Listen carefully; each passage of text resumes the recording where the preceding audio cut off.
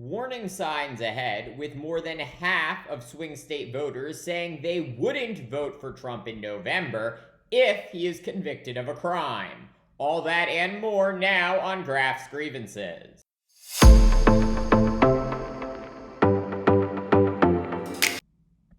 More than half of swing state voters now saying they would not vote for Donald Trump if he were convicted of a crime before the November election. This warning sign for the Republican frontrunner, who faces 91 criminal charges in 4 separate indictments, coming from a new poll by Bloomberg and Morning Consult. 53% of voters in the 7 closely watched battleground states of Arizona, Georgia, Pennsylvania, Michigan, North Carolina, Wisconsin, and Nevada, saying they would be unwilling to vote for Trump if he were found guilty of a crime. And 55% of voters in those same toss-up states saying they wouldn't vote for Trump if he is sentenced to prison. This data important not only because Trump is scheduled to go on trial next month in 2 of the 4 criminal cases he faces, but because presidential elections are decided by the Electoral College and not the popular vote. It matters very little whether Trump is beating Biden or Biden is beating Trump in national polling. The key to understanding the state of the race is to look at polling in battleground states, where both candidates have a shot of winning the popular vote, and therefore most likely all of the state's electoral college votes.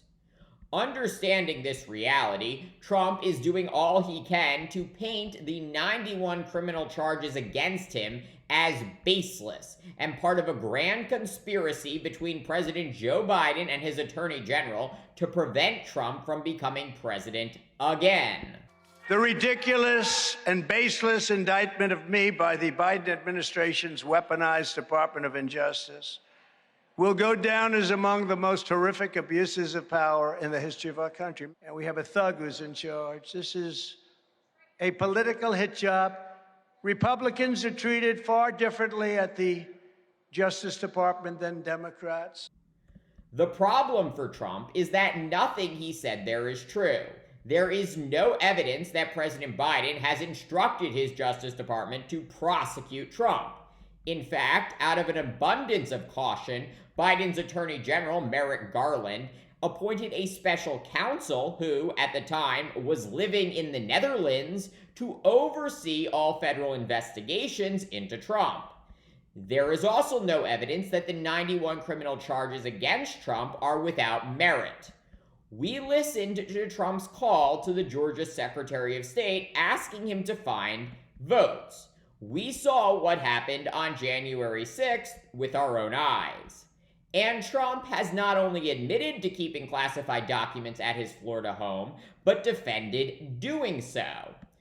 Trump, just like every other defendant, is innocent until proven guilty. But the notion that he should not be charged with any of these alleged crimes is absolutely ludicrous. And yes, it is true that Trump is the first former or current president charged with criminal activity. But that does not mean that Biden has weaponized the Justice Department against Trump. Under the esteemed leadership of Attorney General Merrick Garland, the Justice Department has filed cases and opened investigations into a slew of high-profile Democrats, including the president's own son. Just this week, we learned that the Biden Justice Department is investigating Democratic squad member Congresswoman Cori Bush for mishandling campaign funds. The Congresswoman denies any wrongdoing.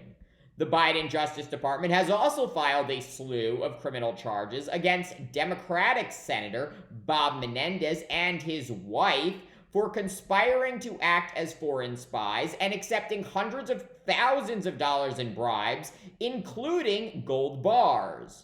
The Menendezes have pleaded not guilty.